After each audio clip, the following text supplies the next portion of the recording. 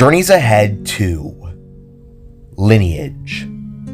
Chapter 7. Blood, Sweat, and Scrapes. Written and narrated by T.S. ProArt.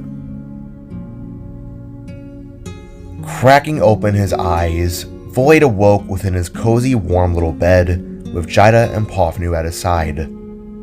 The three of them had all crashed out after yesterday's events, which still felt to keep Void's mind in a chokehold.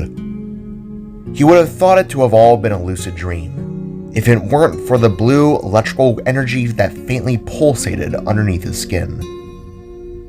Void was now donned in a white t-shirt and black shorts, while his wife and Fox daughter wore similar outfits in their sleep. Fuzzy pajamas, to be more clear. Conductor day. The Spark family whispered to himself as he quietly sat up and brushed Jida's faint glowing hair to be out of her eyes. She was so beautiful in Void's vision. Although pretty, her face had definitely been filled with that of stress. Having to carry an infant for so long without a doubt weighed heavy on her physical and mental health. But like always, she persisted, like any other flame in a winter's night. Leaning over, Void kissed his wife on the cheek, and then the side of her stomach, making her crack a smile mid-slumber. Turning to his side, Void set his eyes upon Pofnu, who was sleeping in a jumbled position. Her right arm was behind her head, her left leg was bent up into a knee, while all of her tails lay fluffed out in every possible way. Slowly leaning down again, he went to kiss the fox on her head too, but stopped as she suddenly spoke with closed eyes. "Don't even think about it." Halting and lifting himself back up, Void raised an eyebrow before fully standing upright. "Sorry, I didn't know you were awake." He apologized through a whisper before rubbing her bed head of hair instead. "Going to help Core and the others today?" Pofnu gently questioned as Void fully got off the bed, tapped his arm, and summoned forth his newly acquired Sparkborn armor. "Yep. You and Mom gonna help Mr. Sankson track down some of those escapees?" Void replied as he transformed his arm into its portal opener. "Yep. Uncle Nuck and Kot want to try out the thumper. Should I be worried?" Pofnu asked as she cracked open one of her pink glowing eyes. "Just worry about your mother. Make sure she doesn't get in and over her head." Rearing his arm around, Void shot open a portal to the Reformattor's location, creating a bright blue shine to fill the room that was always a comfort to see. "I will. Love you, Spark Dad. Be careful." Pofnu bid farewell as she too sat up and began to rub her eyes with a smile. "Love you too, Pumpkin." Void returned with a smile of his own before crossing through and entering the massive ship, albeit still a little tired. "Hey, I'm back. Unless yesterday was all a fever dream and I'm hallucinating again," Void called out as he entered before the large matter vat.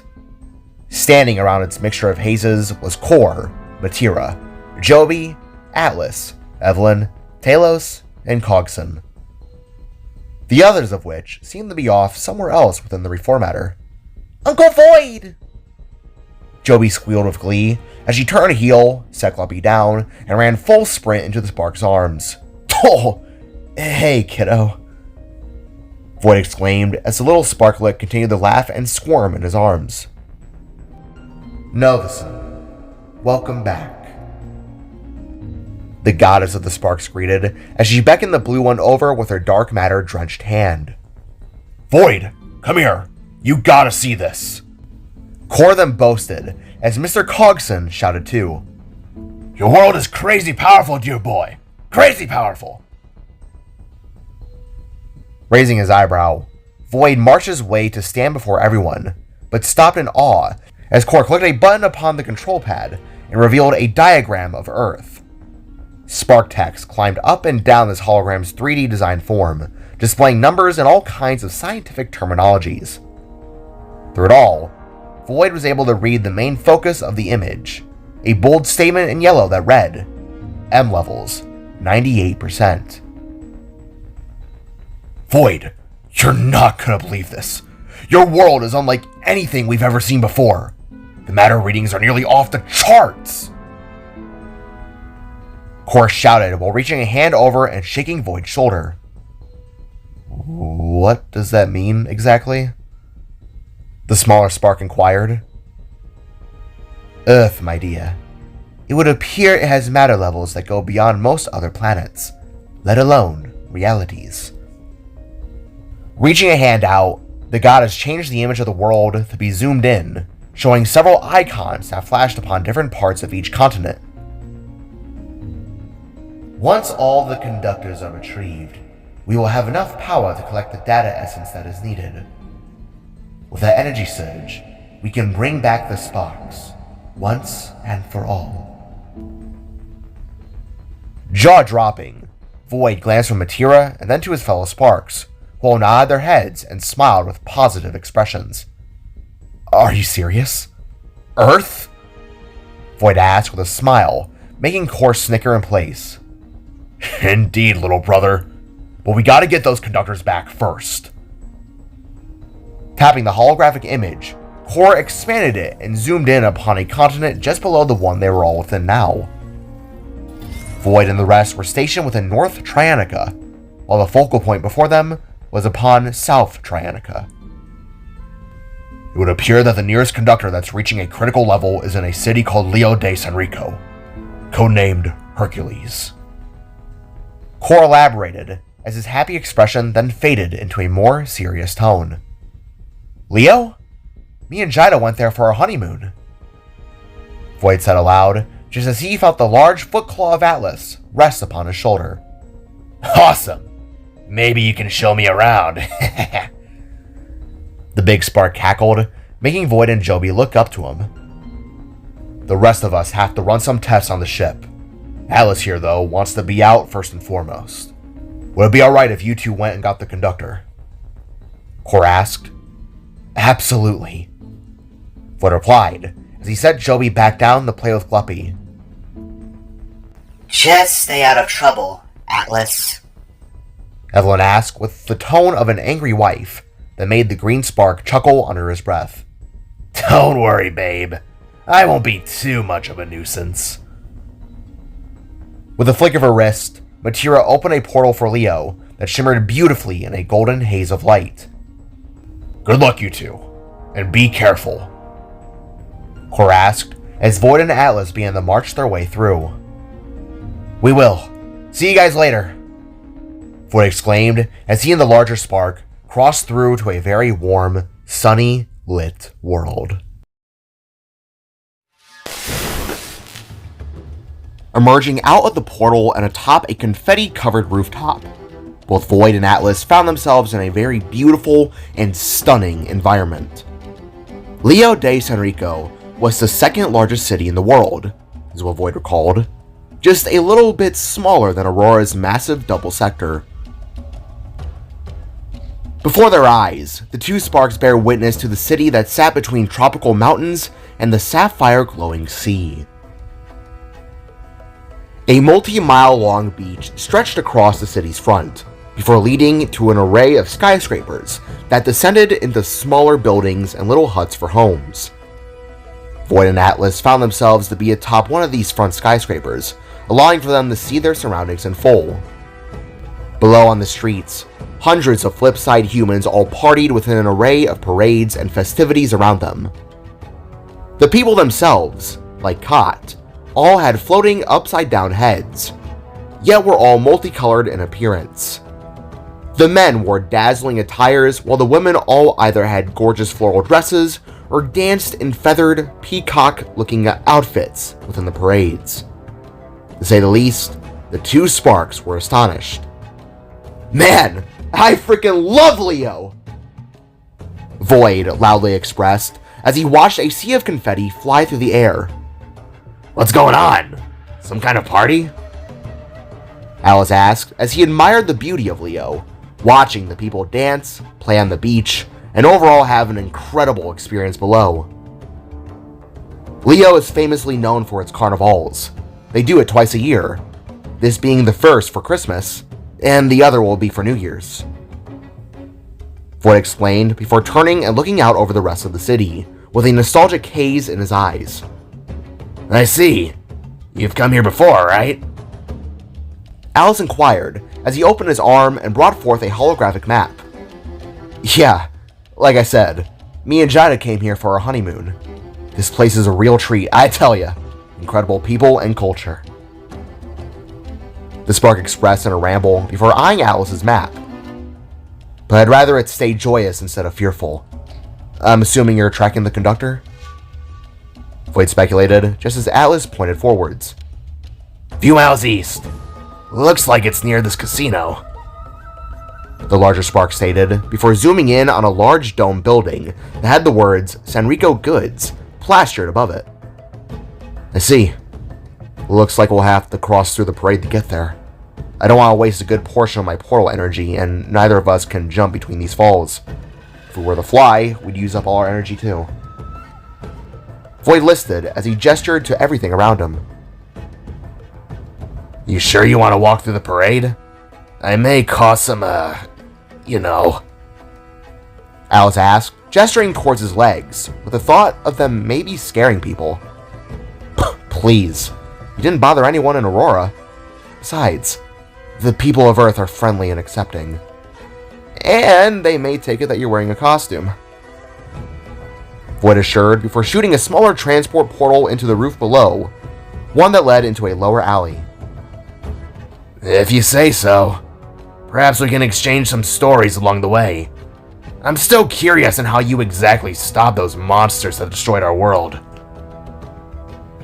Alice expressed with a smug look before hopping through, with Void following close behind. Exiting the portal and slowly leaving the alleyway with peeking gestures, both Void and Atlas swiftly and seamlessly joined in with the crowd of moving people that all either danced, sang, or partied from all sides. The music was spry, and the vibes were truly that of a joyous occasion. Fireworks exploded off in the sky, while parade floats of birds and other animals drifted on by within the nearby streets. Enjoy the party! One of the upside-down faces said before donning Void with a necklace of blue beads. Enjoy as well! Great outfit too! They continued, tossing up a set of green beads to Atlas, who awkwardly found it getting lassoed around one of his horns. What'd I say, huh? Void snickered with a smirk, as Atlas awkwardly took the beads off and pocketed them into his arm hatch. You stand corrected. Come on, this way. Alice boasted, now pursuing the path towards the conductor, with Void following in tow. So, you and the missus really stopped those freaks of nature for good? Inquired the four-legged spark, as the two of them continuously marched forward through the massive crowd of people. Yep, they're gone. I first fought them alone in Salvaheim, which they just took over. But soon we reunited and had a whole hoorah final stand years ago. But me, Jida, and the others, we pulled through. Looking over his shoulder, Atlas snickered before continuing on with sharp clacking steps, having to even avoid a little dog that scampered between his feet. We had a hunch they nested in Salvaheim. Then again, we didn't go looking for long. Alice replied, leaving Void to raise a curious eyebrow. Looking for long? Did you and the others go back to Salvaheim at some point? Void asked as he shuffled in between a pair of dancing women. We did in hopes of seeing if others had survived. Lingering ones, you know. But what we found was just a hornet's nest of those monstrosities. How did you and Miss Flamehead get through all of them anyways? Alice curiously questioned before finding a clearing to walk through and gesturing for Void to follow. A strange combined form of purple power, to be honest. But again, those things shouldn't come back, if that's what you're worried about. Assured the smaller spark, as the two of them now began to traverse through alleyways and other shortcuts. Now, what about you? What is old Scrapin' up to besides the whole scientific stuff? Void asked as a few parrots flew overhead, looking to sprinkle even more confetti down upon them. Still as much of a pain in the world's ass as I used to be. But I'm doing alright. Just been really focused on the goal, I suppose. Alice replied while the pair entered another sector of the parade, having to scurry through yet another crowd of people. Well, now at least I know not much has changed. How about Evelyn? You two seem to still be together. How's that been? Walking over pedestrians, Alice smirked, lit a cigarette, and then put it to his lips before speaking. Oh, that's Sparkat. I love her as much as the day we first met. I'll be honest, little buddy. Before everything went to hell, our relationship was, it was sort of going overboard. But after the fall of Salvaheim, we've been a glued pair. Alice revealed as memories of a distant past flashed within his mind. Things may be different, but I'd be damned to the shades if I said she wasn't the most important thing in my life. Alice revealed, showing off a softer side to his jokey and cocky nature. If you want me to be truthful, Void, all I want for her is to be happy. She lost a lot of friends and family during the fall. Me, Cor, and the rest were all she had left. If this experiment works, then perhaps she'll fully smile again. Nodding his head, Void looked forwards with an understanding gesture before asking, That's the sweetest thing I've ever heard you say, Atlas. But what of you? What are your thoughts on all this? I won't deny in saying that I'm a little mixed on the mission. Void questioned, wanting some more validation for the concept in resurrecting the sparks. Look, I won't deny in saying that what we plan to do sounds insane coming out of our mouths. But look at what we've done. Show me, Void. Alice exclaimed with a slight tonal shift in his voice. However, only for a mere moment. If we can somehow crack the code and arise sparks like her without the need of regular DNA, then I think we should at least give it a shot. We survivors alone won't be enough to restart the sparks through natural means. So it's either all or nothing, you know? Alice reasoned as the two took notice of the casino in the distance. I suppose you have a point. I'm all for it too, don't get me wrong. But it just seems kind of dangerous in some spots. Void returned as the two sparks gazed at one another. Kid, I'd be lying if I were to tell you that I wasn't worried. I am. But Matira, you know, the gods, the stories of her, she's a miracle worker. I have to trust her judgment. Alice reasoned before being pinged to the conductor's location, where it was somewhere within the casino to both Atlas and Void's dismay. Uh-oh. Alright, kid. Hope you show me what you're capable of, because we gotta work fast. Alice expressed before turning down an alleyway with Void in tow. Feels just like old times. Just instead of playing hide and seek with Cor, Sika, and Evelyn, we're searching out a matter monster. Void chuckled as Alice began to leap up the side of the wall. I like your sense of humor, kid. But I'm gonna scout above and track this thing's exact coordinates. You think you can get inside and see how many people are in there? Alice asked as he reached the top and looked down upon Void. It'll take another portal, but I can get in no problem. The spark called back before looking towards the casino and shooting another smaller portal into the wall. Ooh, can't go in looking like this. I'll get thrown out. Void said to himself as his attire was unprofessional. Reaching his arm around, he clicked its top, and from this, Void changed his armors of dark blues and grays into that of a black sleek tuxedo to fit the vibe of the rich. If he were to snoop around, he would have to look unsuspicious as well. Perfecto. That won't draw attention. Spark said to himself before crossing through the portal and entering into the massive building. Shuffling in, Void found himself sneakily emerging into the bathrooms of the casino. They had thankfully been empty, meaning nobody would see his portal. With a sigh of relief, the spark closed the rift behind himself and then made his way towards the exit door, a tall metal plaque that had the men's insignia glinting green upon it. Taking hold of the handle, the spark gently pushed it down and shuffled his way out, entering into what he quickly found to be a non-surprising but worrying sight. Uh-oh, he mumbled upon seeing tons of people. The casino had been dawned in rays of neon blue and green glowing fluorescent lights. The bars were lit up, the slot machines were spinning and clicking, pool tables clacked with 8 balls, and the foul stench of alcohol was at a maximum fume. Waiters and waitresses carried foods and drinks, while the rich and desperate poor sold their bank accounts away to the many contraptions that would have earned them a possible fortune. Hey, Nova-san, you hear me? The sound of Alice's voice spoke through the suit's transformed, now silky armplate that had created a watch. Surprised at this, Void reared his limb up and spoke into the device. Oh, 10-4? Pinpoint the conductor? He asked, while beginning to try and stay out of view. Last thing he needed was people to see him talking into his watch. Yep. It appears to be several meters below your location. Try and see if there's a basement nearby. That could be our ticket lead if so. Alice mentioned towards Void, who couldn't help but nod his head in response. Gotcha. I'll see what I can find. Void replied when Atlas spoke up again. Also, if you encounter the beast, use your matter extractor.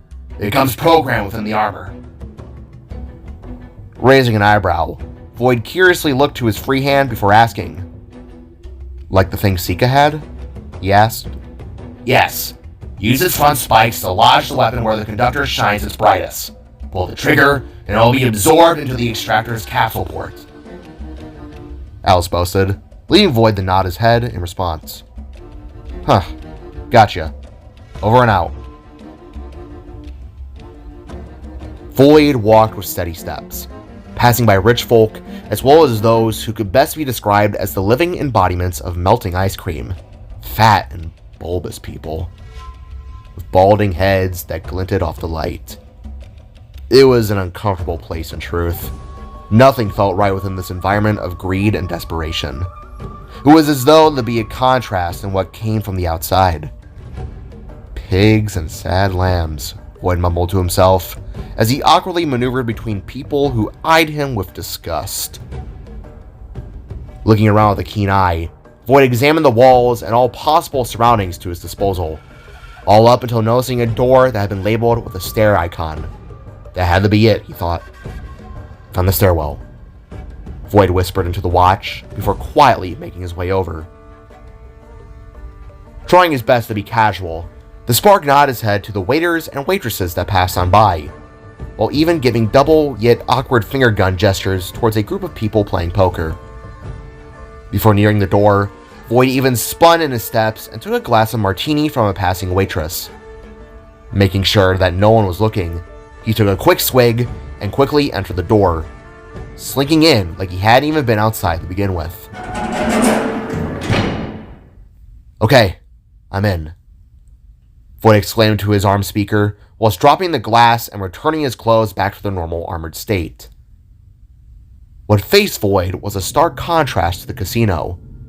Instead of glowing rays of blue and other colors, were instead stone walls and dark gray marbles that descended into a lifeless-looking stairwell, one that got progressively darker the further it went down. Alice, what's your status? Void radioed through his armor plate as he began to descend into the depths of the casino. Coming back through in response was a series of muffled words and static spikes. It appeared that the signal was being lost, either from Void's end or Atlas's.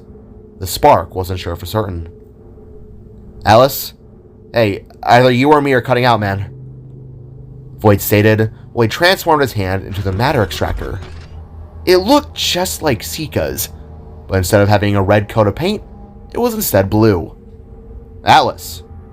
Void asked again, before reaching the bottom of the basement, the very cold and noticeably dark basement.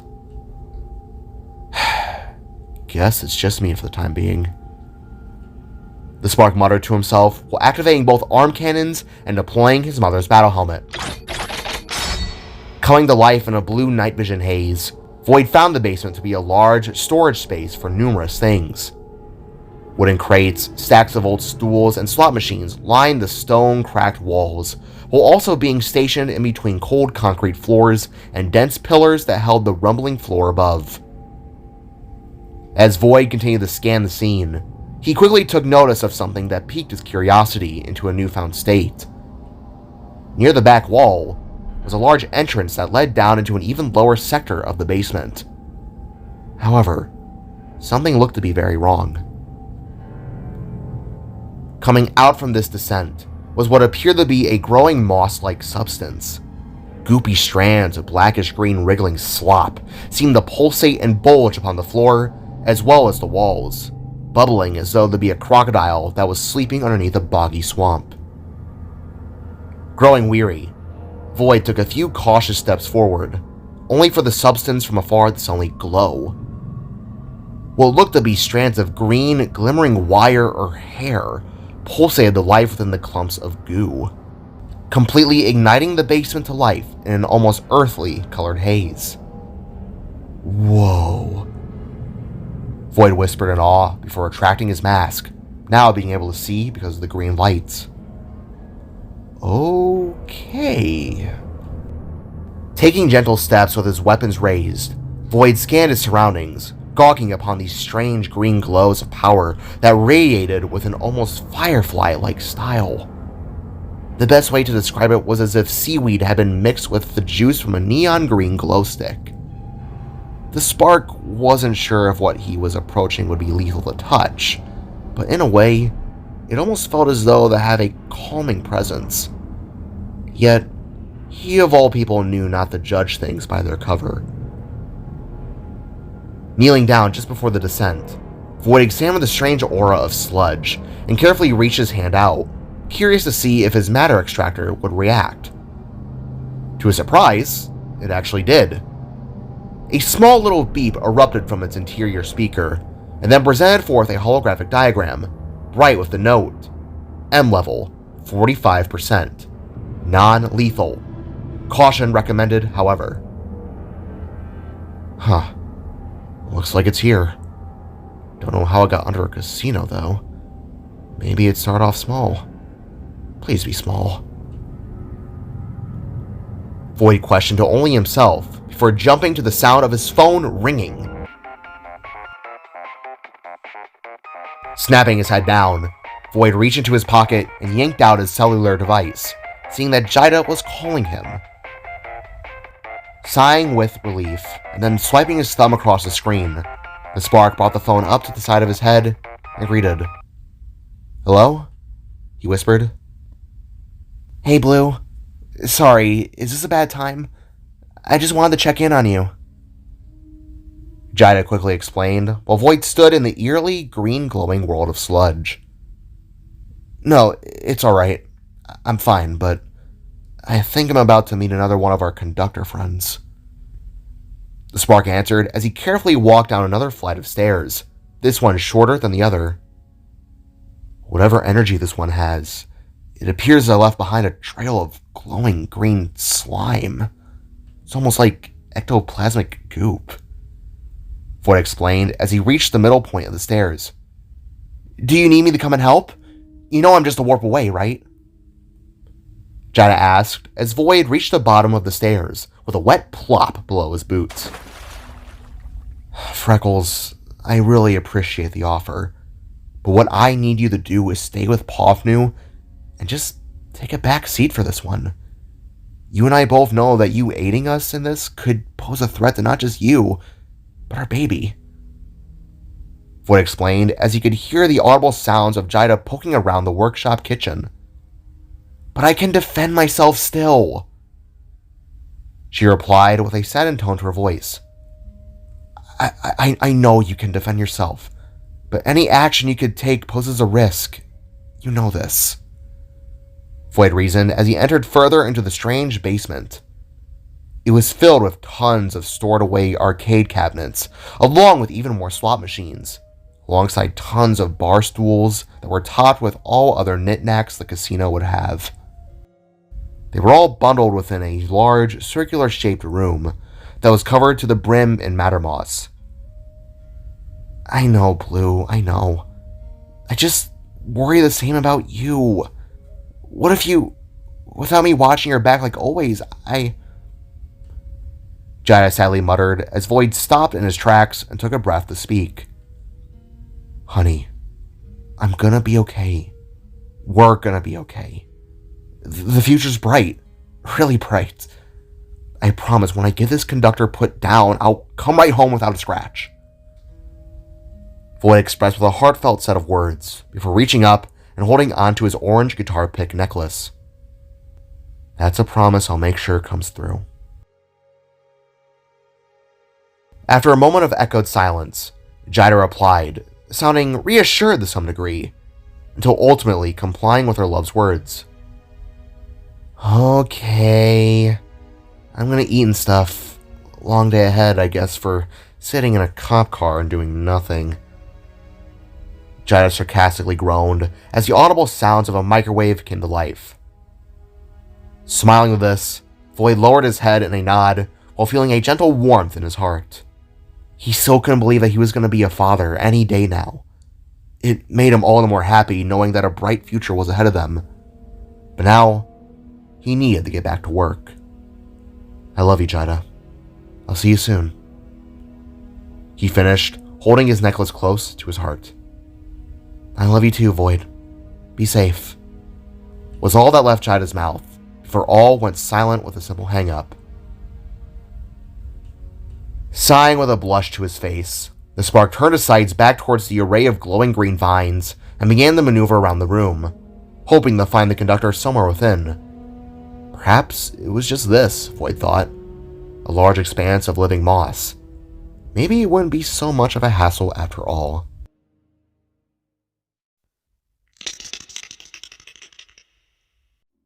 Whirling around to a quick scuttling sound, Void aimed his arm cannons with a sudden redeployment of his battle mask. It sounded as though an animal, or perhaps a person, had just ran behind him. But his mask visor read no signatures. Just a bunch of old junk and slot machines were on display for all the eye could see. Hello? The spark asked, right as another sound of movement came from behind. Atlas? Void asked again as he whirled back around, only to see nothing once more. What the hell? The noises of rumbling feet and muffled music boomed on from above, all while the distant cries of pipes and all other interior motors rumbled through the walls. All until the sound came once more, this time approaching with rapid steps from behind. Quickly whirling his head, Void was suddenly met with the sight of the most unusual yet terrifying thing he had seen all day. Running towards him with insectoid-looking green legs came not a creature, but rather one of the slot machines, looking to have taken life by the moss. A singular glowing green eye protruded above the rotating wheels within its confines, being connected to a spiderweb of glowing green matter. The slot from around had seemingly infected the slot machine's base into some kind of uncanny creature, a mixture of ooze and metal, in a way similar to the spark. This is all Void could make out in that moment, for the machine was making a beeline right for him with an extending maw of teeth. What in Matira's name? The spark cried before blasting the thing into chunks of metal, cash, and green glowing slime. From this act, the room suddenly shimmered and pulsated with a surge of this green glowing matter, reacting and responding to the pain dealt upon its extension. Snapping around once more, Void watched as the emerald shining matter bubbled and writhed along the floor and walls, all up until several more slot machines sprouted to life without warning. Bursting out from their lower halves emerged several disjointed spider-looking legs. Eyes popped out of their cabinet tops, while their lower halves split into sharp, crooked teeth, leaving Void all the more concerned with what was happening. Oh my god! He shouted in dread while beginning to open fire. One after the other, a slot machine made its assault, but fell with a singular blow of ocean blue might. They popped and disintegrated apart with a show of spark fury. Coins and money flew up from the strikes, while others spilled out with the green glowing matter. With one last shot, Void took out the remaining machine that crumbled with a spin of 777s. As it fell, a waterfall of cash spilled from its mouth, until ultimately crumbling into pieces upon the floor. By Darfian's spear! How powerful is this stuff? Void choked out with a panicked breath as he brushed a slop of muck off his shoulder sears. Turning and raising his arm back up, Void began to speak into his armor again, calling for Atlas in a worried manner. Dude, I don't know if you can hear me, but this conductor seems to be some kind of adapting, fusing. It's a moss-like thing. I don't know. Void explained before a new sound caused attention. From behind, an almost tearing, wet slicing noise made its presence known, and it sounded massive. Looking down to his feet, the spark caught the sight of the moss below him, beginning to slither past, looking like water culminating into a drain. It wasn't just below, though. The walls, the ceiling, it had all begun to slink its way backwards, leaving Void to turn around and bear witness to what he was looking for. Taking shape came forth the conductor, codenamed as Hercules. Starting off from the glowing orb that had risen from the moss, a large, beefy, bulky chest quickly took shape around its spherical form with a sickening clasp. Coming out from this chest sprouted a slim waist that slithered into a pair of two massive, bulked-up legs that had what almost looked to be tree roots for feet. A pair of fit arms had bursted out from its shoulder sides, until morphing out hands that extended with green, crystallized claws. With one last sickening pop, it sprouted a large green crystal shard upon its left shoulder, and with it came the head at the front. This conductor's noggin appeared to have been in the shape of an egg. A maw of sharp teeth then opened wide as a pair of glowing green horns akin to a bowl sprouted from both sides of its head, as well as below its chin. Ending the transformation came out another crystal, appearing out as one singular eye upon the conductor's dark green, devilish face. With a snarl, the beast slammed its fists upon the ground and roared with a ferocious bellow that blew Void back a few feet at most. This conductor was much larger than Abaddon, both in height and width. Worst of all, it had actual muscles, large and downright steel-looking guns that pulsated with veins of green. Huh. Guess your name suits you. Got any of those 12 labors left to do, or... Void tried joking towards the beast, but only found the thing smashing the floor again and pouncing back in a primal state, looking to charge with its horns at the ready. Oh, I see. You actually have a 13th. That being to kill me, I suppose. Void awkwardly said to himself as he retracted his blasters and brought forth his fists, charging them with his newfound electricity in preparation for the battle ahead. Charging forward with a burst of energy from its horns, the massive matter monstrosity approached with the speed of a train, mixed with the fury of a gorilla's primal pounce. Countering the attack, Void caught the beast by its horns in a mighty grasp. Digging his heels into the ground, the younger Novasun pushed back with all of his might, before rearing his fist back and smashing it upon the creature's eye. With it came an explosion of bright blue electrical charges. A spray of burning sparks mixed with green sludge exploded outwards from the impact, leaving the beast to roar and stumbled back and away from Void. Clawing at its face and squinting its large green eye, the matter monster re-stood its ground and howled towards Void again. With this, it reared both of its large arms back and then shot them forward with a noticeable, uncanny stretch. Like an elastic band or a toy sticky hand, the beast's arms elongated towards Void with a pair of mighty fists to strike. In reaction, the spark summoned a Nova Rune shield and deflected the attack to the best of his ability. However, he was knocked ferociously backwards into the upper sector of the basement, flying right back up the flight of stairs in a whirlwind of hurt. With a hard smack, Void hit his forehead hard upon the stairway top, then spiraled down upon the cold floor. If his helmet had been deployed, it would have either been a concussion or worse, death. With a rapid and uncanny form of movement, the massive creature extended its limbs like a spider mixed with that of a leech, sliding up the stairwell until barreling out upon Void with an unhinging jaw. Eyes widening, the spark really rolled out of the way in a backward somersault, leaving the Hercules knockoff to smash its fist down upon where Void had been seconds ago. "Man, you're fast!" he cried before opening his new chest hatch and releasing a wave of electrified missiles upon the beast. In a set of bursts and pops, the creature's thick hide exploded apart in some crucial areas, clearing the way open for the glowing aura of energy within its chest. "There it is," the spark said to himself as he activated the matter extractor spikes and charged forth at the stumbling creature. Leaping up, Void deployed his axe from underneath his wrist and slashed its blade into the beast, using it as a leeway to stay upon its writhing shape. Gazing at the glowing aura within his chest, Void raised his arm back and got ready to strike, but was suddenly taken hold in the conductor's right hand. "Uh-oh!" he gruffed out before being thrown hard into the ground with an angered expression. Quickly but weakly standing back to his feet, Void only caught the glimpse of the beast smashing its arm into the ground at its side. As the massive goop collided down, it morphed and fused with its surrounding area, creating what could only be described as a wrecking ball of junk.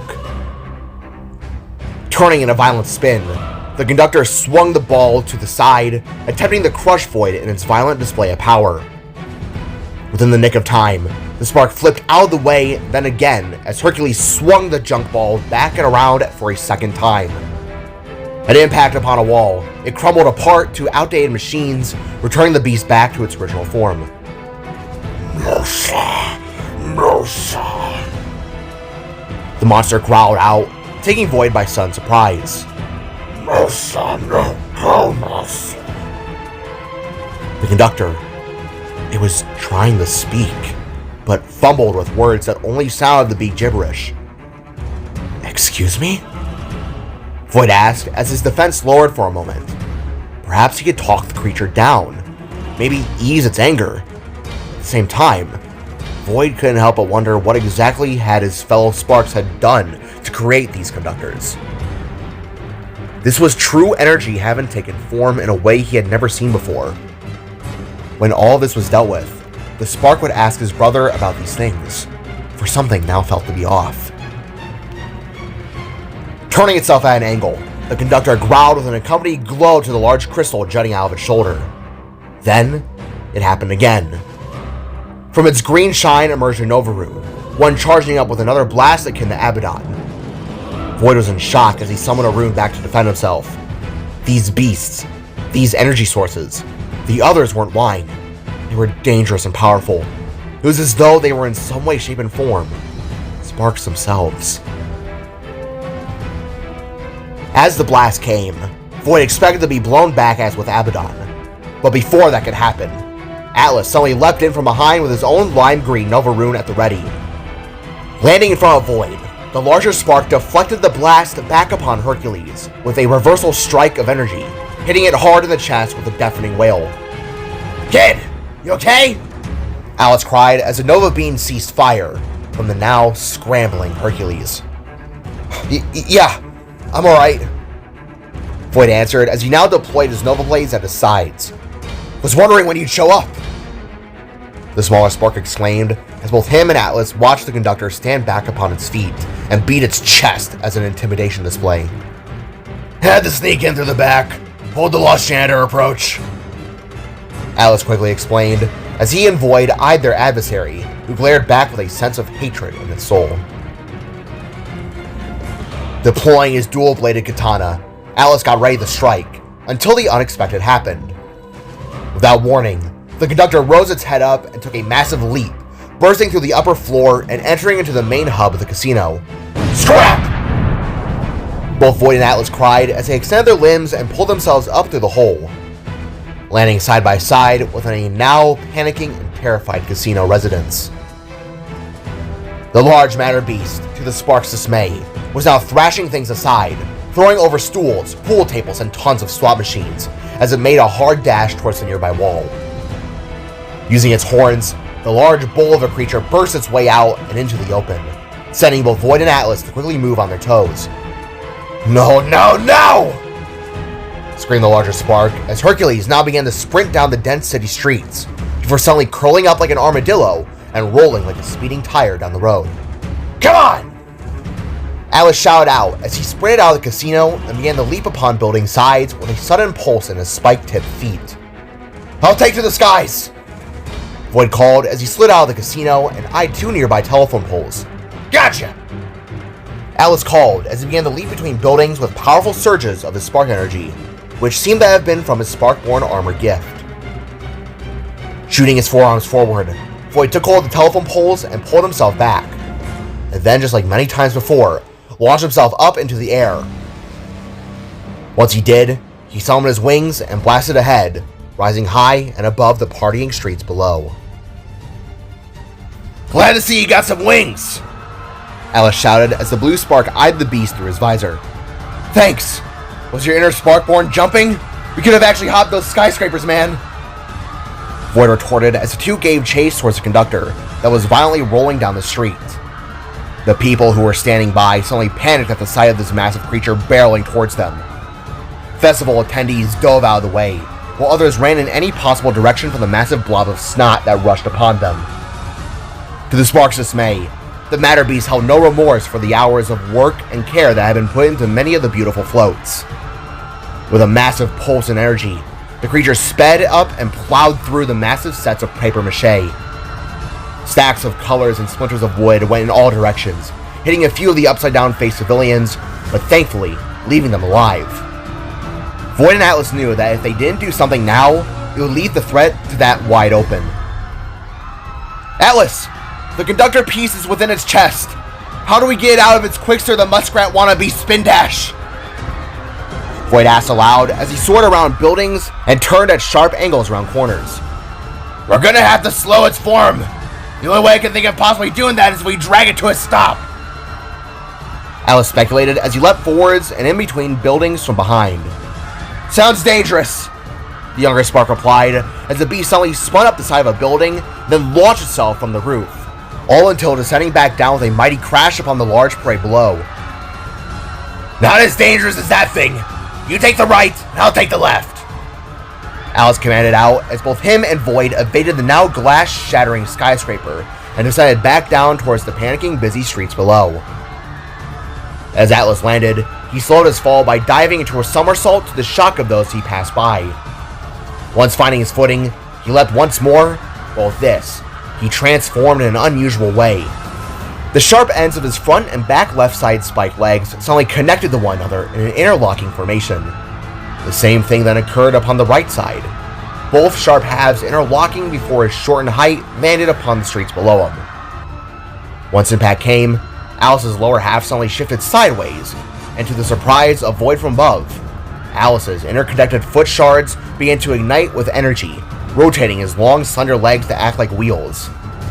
The cocky and joking Spark had practically turned his lower half into a motorcycle that was gaining upon the creature fast. Diving down below, Void watches Atlas shot both of his arms forwards and lashes metal mitts around the conductor's horns at its sides. Doing the same, Void shot his arms out too and took hold of the right side horn.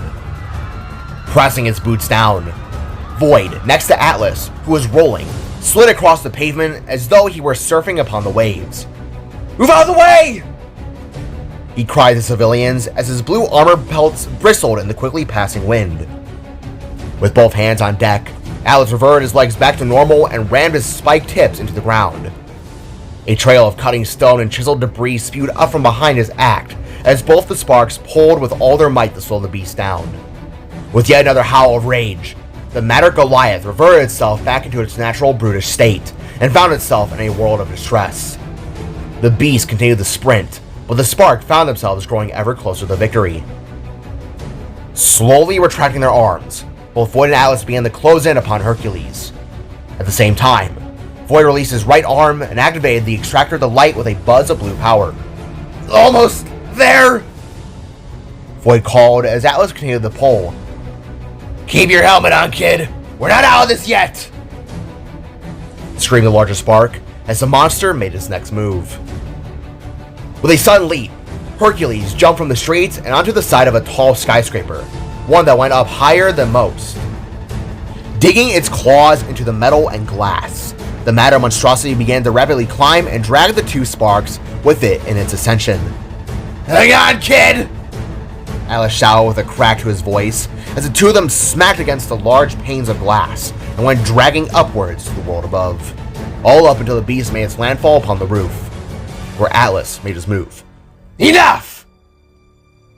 He shouted before tackling the beast with an extension in his legs. Crashing while letting go, Void rolled across the stone roof while Atlas began to rapidly restrain the monster. Without wasting a second, he rose his front legs forward and stabbed them through the monster's green-clawed hands, pinning its front half down in place.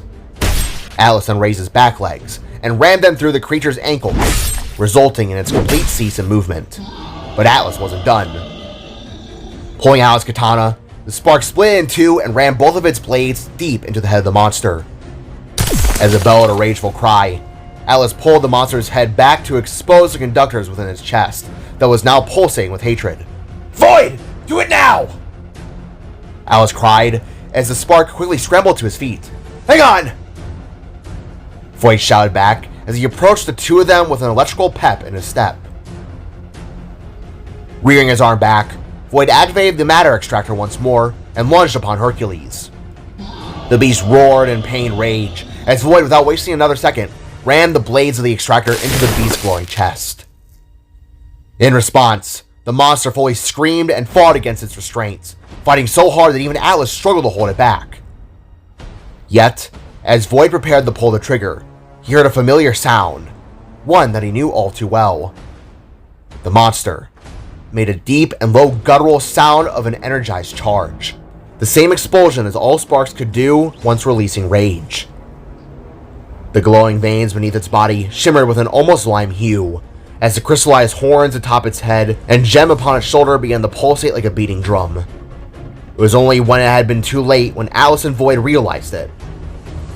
Before the two could even react, they dropped all the way down until crashing upon the paper floats of animals below.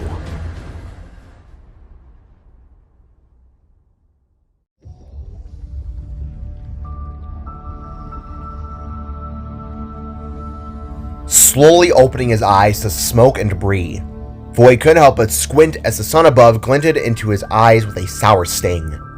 His arms, legs, really his everything, hurt in that moment. But thankfully, he was alive. People ran past his armored form, all panicking as to what had been happening. With a grunt, the spark slowly rolled and stood upon his hands and feet, coughing hard and intensely as the feeling of a stinging sensation coursed across his back. Oh my god! Kid, you alright? Atlas worriedly asked aloud as he appeared from the dust and helped Void stand properly. The larger spark was both dented and bruised. Even his battle helmet had a small crack in it from the fall. Yeah, I've been through worse. Void replied before the two of them turned their sights upon the slowly standing beast, which growled in a furious expression. The three of them were in the middle of a road, the beach and sea to their left, while the city remained tall upon the right. Rubble lay in waste as two parade floats rested upon their sides beside the matter beast that stood and howled in rage towards the two sparks. Readying themselves, Void brought forth his larger battle axe, while Atlas recombined his katana in place. Raising his arms up and slamming them down, Hercules began to dissolve pools of matter moss in the two tiger floats, in turn bringing them to life to the dismay of Void and Atlas. With their foam eyes turning green and papier-mâché bodies being suddenly wrapped up in dark green tendrils, the two tigers tore themselves away from their floats and leapt to the ground, both hacking and snarling with the same noises as the conductor. The big guy himself now had smaller arms due to expelling some of his energy, but it was now a 3v2. And Atlas and Void felt all but screwed in the heat of the moment. Scrap! Atlas gruffed out as the monsters attacked. pounding with a pair of ear-deafening roars. Both tigers went to snap upon Void and Atlas, but the bigger of the sparks quickly stood in front of the smaller and slashed at the large cats with his katana. "Void, I'll deal with the kitty cats. You deal with the big one." Atlas bellowed as he began to slash and strike upon both tigers, even performing the same hand-foot turret maneuver he pulled back in Salvaheim's fall. "Yes, sir!" Void responded before running around the chaos and rushing upon Hercules. Summoning a surge of power into his legs and hands, Void swung his axe down and propelled off the ground towards the monster, delivering a powerful, bone-snapping punch to its face. A sharp explosion of blue came off the monster's form, as the spark delivered his titan-bowing blow. Yet, before the monster could retaliate, Void spun midair with a heel kick and slashed his axe that gave the monster a nasty cut across its face.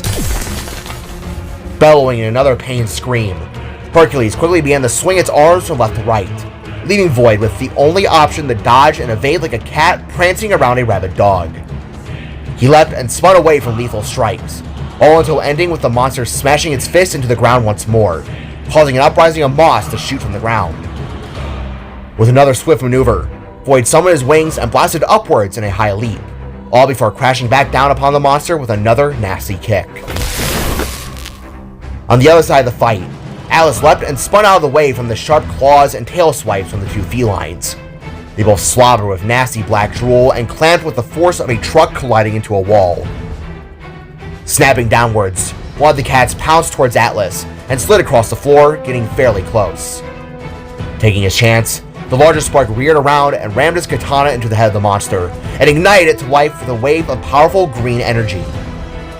Atlas had figured since the creatures were made of paper mache and wood for the most part, they would be easily flammable. And to his relief, they were. Like a firework exploding upon the 4th of July, the infected float's head erupted into a fury of flames, leaving it to stumble and screech until ultimately falling to its demise. In reaction, Hercules howled in pain from its energy being burnt to a crisp. The monster stumbled for a moment because of this, leaving Void to tap back in with his own attacks. With a slash in his axe, and a series of right hooks and left hooks to its face, Void smashed the creature's skull in with the fury of a true Spark warrior. Matter spewed from both the left and right, up until Void reared back down and stabbed the extractor into the beast's chest once more. In response, the monster shot a tendril from its open wound and knocked Void back several feet, all the way till crashing into the other tiger and knocking it upon its side. Seeing his chance, Atlas approached again and stabbed the float in the side of its neck. He was shouting aloud, "Void, move!" Reaching out with one of his legs, Atlas pulled Void off the cat as it too exploded into a fury of flames, killing the matter within and leaving Hercules to bellow and stumble in pain again. "It's weakened! Now's our chance!" Void called as he was the first to rush back towards the monster. "Affirmative!"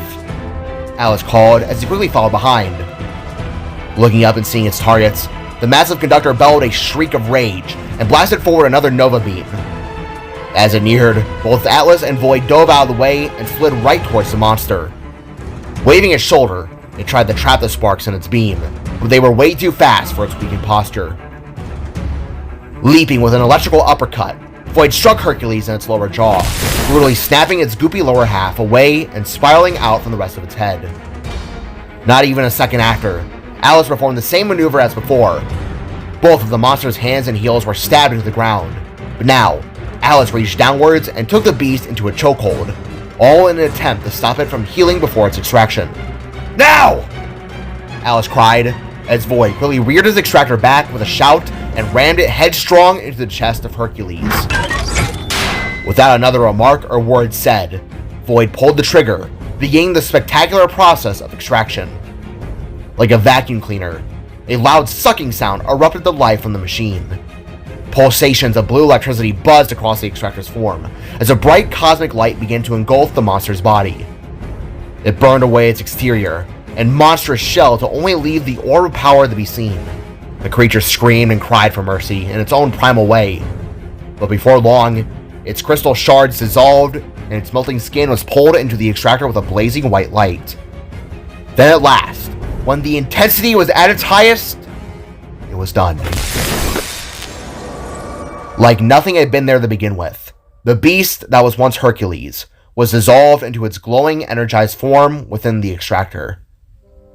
Stumbling back, both Atlas and Void caught their breaths as the powerful force of energy inside the device pounded against the glass, before gently reverting back into a misty haze of light, signifying it had been contained. Hi, Matira. Good work, kid. Alice expressed as he clenched his abdomen in slight pain, now feeling the adrenaline wear off and the effects of the fall take full effect. Thanks. Void groaned before closing the extractor back into his arm. You did it. High four? Void questioned, raising his hand up for Alice to smack. Sure, kid. Why the hell not?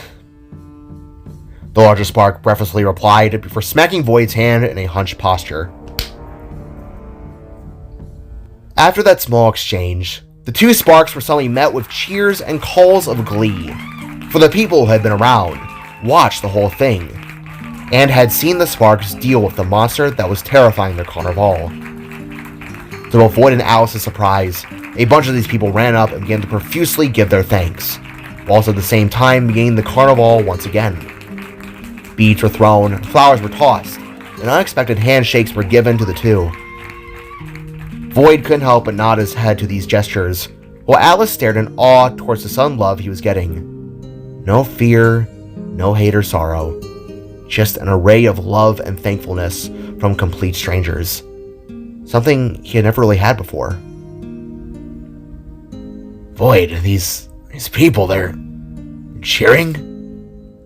Alice asked as a little kid ran up and hugged his leg, leaving the larger spark to just stare, almost sparkle-eyed, to it all. Like I said, these people are accepting. I don't know much of their tongue here in South Trianica, but they're definitely saying thank you. Especially towards you, big guy. Void said, as Atlas was showered with several more beads and thrown flowers. For a long moment, Atlas wasn't sure on what to think. Never in his life had he been shown this kind of love to such an extent. He was always the one getting in the trouble, being cast aside for his odd appearance back in Salvaheim. All he had then was a single, almost non-existent father, along with Evelyn and the Novusons. In truth, it's why he always was so brash and inappropriate. But here, the four-legged spark felt a sense of love that he couldn't describe. All he could truly do in that moment was not give a smile of mischief, but a smile of humbleness. You're welcome. You're all very welcome. He chuckled, accepting the love in full.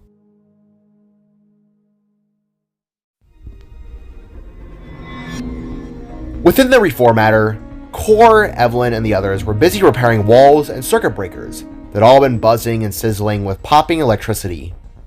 They had been at it all day and were in need of a definite change of pace. Then, like a fairy granting their wish, it came true. With a portal opening, everyone turned with relief as both Void and Atlas marched through, covered in confetti and several beads from those who celebrated their victory. Atlas was even carrying several cakes and goodies that were gifted to him. Void! Atlas! Welcome back! Core greeted before retracting a pair of tools into his hands. What the hell did you two get into? Evelyn asked as she crossed her arms with a slight hip tilt. We got it! Along with some carnival goodies. Void exclaimed as he rose his arm up with a matter extractor in hand, glowing with its primal green haze. Excellent! Quickly, this way! Core expressed as he ran towards the massive matter container within the center of the room. Following suit, Void and the others watched the older Novason open up the canister port, while Atlas was tended to by Evelyn, who looked to retract her own mask and give the tall spark a peck on the cheek. Right here. Insert the canister into this port. Once in, just pull the trigger again. Core explained, leaving Void to do as he asked. Core, could I ask you something? Void divulged as he inserted the extractor into the massive control deck. Of course, Void. Anything. Pulling the trigger, Void shot the conductor back into the massive vat, leading to the ship pulsating green for a moment and charging up with yet another positive sound. These conductors you guys created, 2 of them now have used Nova runes, and, well, could you explain to me how that is? Void asked, making Core fall silent for a moment in thought, leaving Matira to appear and speak up. Ah, yes. The use of runes is, well, it's a side effect to their energy source, she explained while rubbing the back of her head. How so? Asked Core's younger brother, noticing the hint of thought behind Matira's eyes. Void. These conductors. As you know, we designed them to be powerhouses in order to keep the massive craft afloat. But in order to do that, they needed a boost of energy. The goddess explained as she gestured towards the large craft around them all. I won't dance around it. You deserve to know. I used a fraction of my own DNA in creating these forms of power. Not the full extent like how Cole and Sika developed Jovi's creation, but rather small sprinkles of my essence, slivers of the magic that remains. The goddess revealed, leaving Void to stare on in an almost understanding expression. Oh, I guess that makes sense. He said with a cross in his arms. It was just meant to boost the future Spark's developmental power source. Little did we know the extent of which my essence would fuse into their artificially crafted structure. In a way, they are like extensions of me. Void couldn't help but stare for the moment. It made sense now, but he still couldn't shake the unease he felt in his soul. Are you sure you know what you're doing, my lady? Void asked, leaving the goddess to just sigh and place a hand upon the Spark's shoulder. I sense you to be a tad conflicted to some degree. Lots of errors were made during these last few years, many that we can ignore, and many that we cannot. But I do know for a fact that we are on the right track to do incredible things. All of us. Matira expressed while mustering a smile. I promise you, it'll all be worth it in the end. Once we find the other conductors, you'll see that there is nothing to fear. We have this under control. She went on while holding a hand to Void's cheek. You do trust me, right, little one? To this, Void looked to his fellow Sparks, most of whom smiled and nodded their heads, except for Talos, who was off to the side looking at some kind of photo. Of course I do. Just a little nervous is all. I don't get these sciencey things that much. Nodding to this, Matira turned away and went back to facing the vat of matter. Listen, I recommend you probably head home to the missus. Me and the others are going to stay up and try and locate the other conductors. It's going to be a long night ahead. Core expressed with a smile to his brother, who just nodded in return. Yeah, I probably should. I'll get out of your horns for a bit. Just make sure you guys really rest up too. Void reminded his brother before smiling and turning. See you tomorrow, big guy. Harmony called, while Lee and the others just awkwardly waved. Hey, kid! Alice called as Void got ready to use his last portal charge of the day. Turning around, he gazed upon the older Spark, who had a relaxed and pleased expression on his face. You've proven to be a great fighter to me today, kid. You've clearly come a long way since your annoying younger years. I'm proud. Alice expressed, making Void smile in return. Thanks, Alice. That means a lot. He solemnly replied, while taking notice of the several beads that swayed around Alice's neck, that the Spark now wore with pride. Just don't get too cocky with it. Alice teased, while winking and making a finger gun point gesture to Void. Smiling, Void nodded his head to the Spark, and then left through his portal, feeling proud of himself.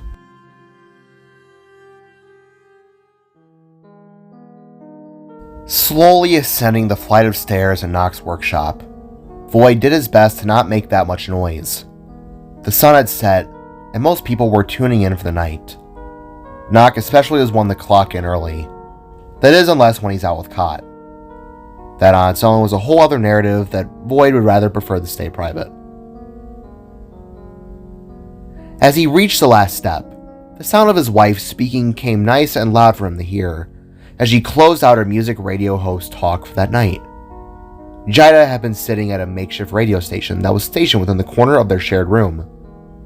It wasn't much, but the parts were enough to get her voice out there in full. She'd actually managed to gather a solid following. And that, Aurora, will close out tonight's broadcast. For all you wonderful listeners and Woodbeats Prime members, I give you all a very well-deserved good night. I'll catch you all tomorrow at the same time as always. Sleep well, and remember, stay positive. Jida finished as Void walked up from behind and eased his arms around her. You know I really dig that quote at the end. Gotta love positivity. Void said, leaving Jida to smirk and side-eye her husband. Wouldn't have it if it weren't for you. Jida replied before kissing Void on the cheek. How's work, hon? She asked, before spinning around in her chair and embracing her husband. To be completely honest, it was conductor chaos. Void chuckled out as he and Jida gently rocked in each other's arms, both audibly and visibly tired from the long day. I got to go visit Leo, though, Void revealed, in turn spiking Jida's curiosity. What? Why were you in Leo? She asked, while brushing a strand of hair out from her eyes.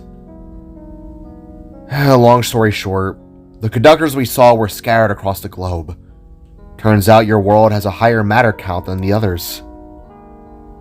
Void explained as Jida stood back and brushed herself off from Pofnu's hairs, seemingly showing that the fox had stayed true to Void's wishes and spent a good chunk of the day with her.